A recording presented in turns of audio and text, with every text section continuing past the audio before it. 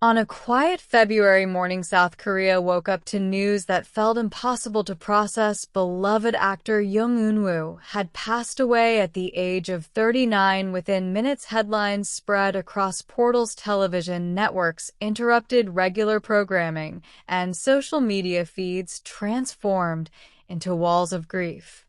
It was not just the loss of a celebrity. It felt to many like losing someone they had grown up with, someone whose smile had brightened living rooms, someone whose tears on screen had mirrored their own, someone whose characters had walked beside them through heartbreak, ambition, friendship, and love.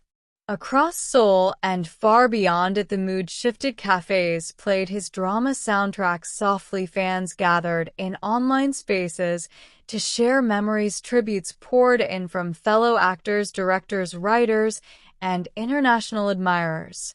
"The whole of Korea is crying," one fan wrote, and it did not feel like an exaggeration. A career built on emotion and authenticity.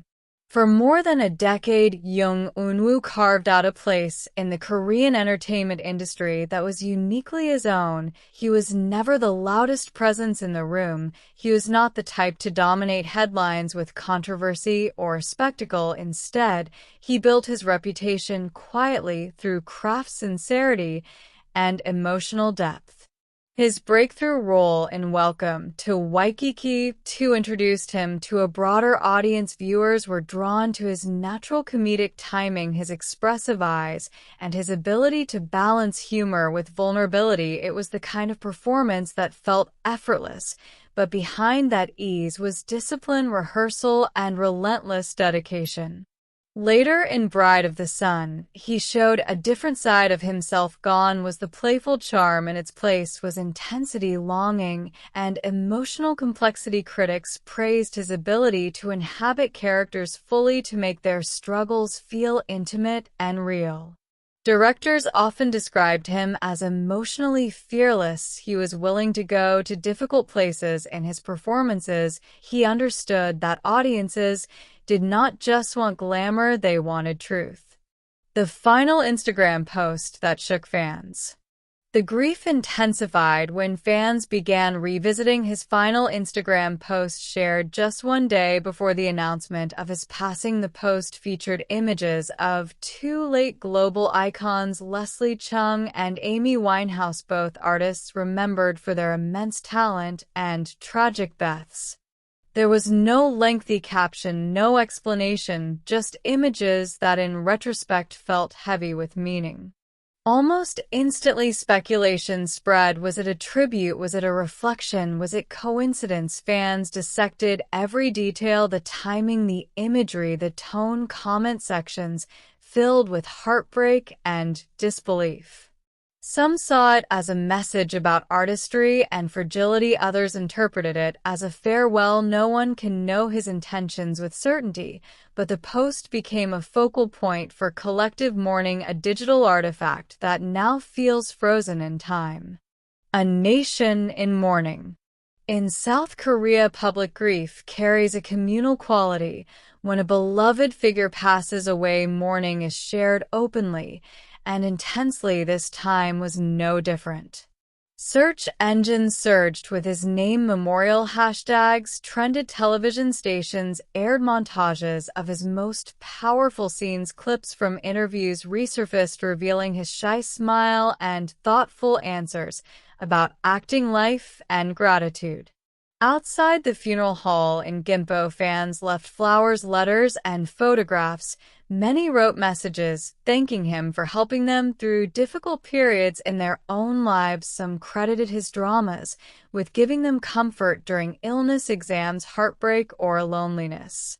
International fans joined in from Japan to the United States, from Thailand to Nigeria. Timelines filled with tributes. His influence had stretched far beyond Korea's borders, part of the global wave that carried Kdramas into millions of homes. The weight of the industry. As tributes continued, conversations inevitably turned toward the pressures faced by actors in the South Korean entertainment industry. The schedules can be relentless. The scrutiny is constant. Perfection is often expected not just in performance, but in appearance, behavior, and personal life. Actors navigate intense filming periods, promotional obligations, and the invisible burden of public expectation.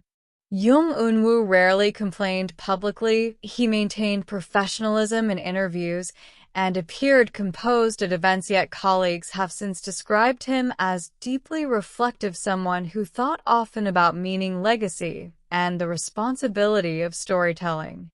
His passing has renewed discussions about mental health awareness and support systems within the entertainment world. Fans have called for more compassion, more transparency, and more understanding of the human beings behind the celebrity image.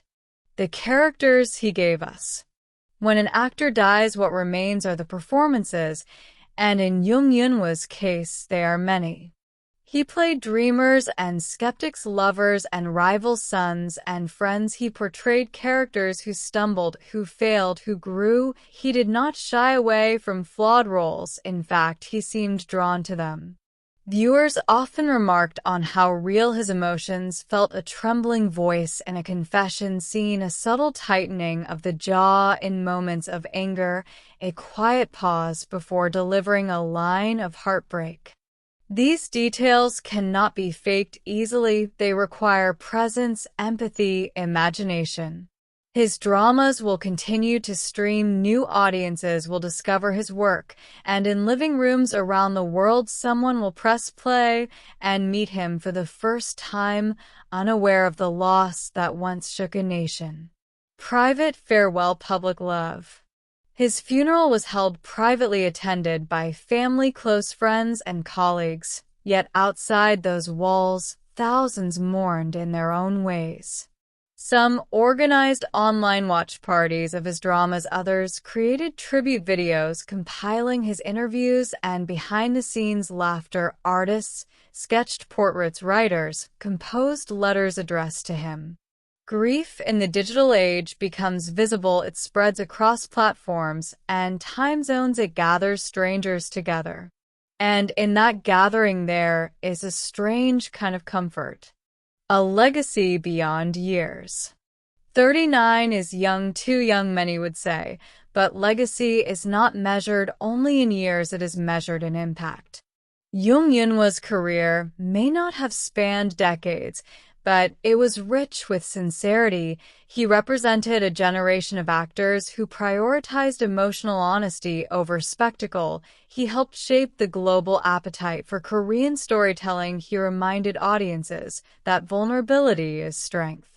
For young aspiring actors, he remains a model of dedication. For fans, he remains a memory intertwined with personal milestones. For colleagues, he remains a friend whose absence will be felt on sets and stages.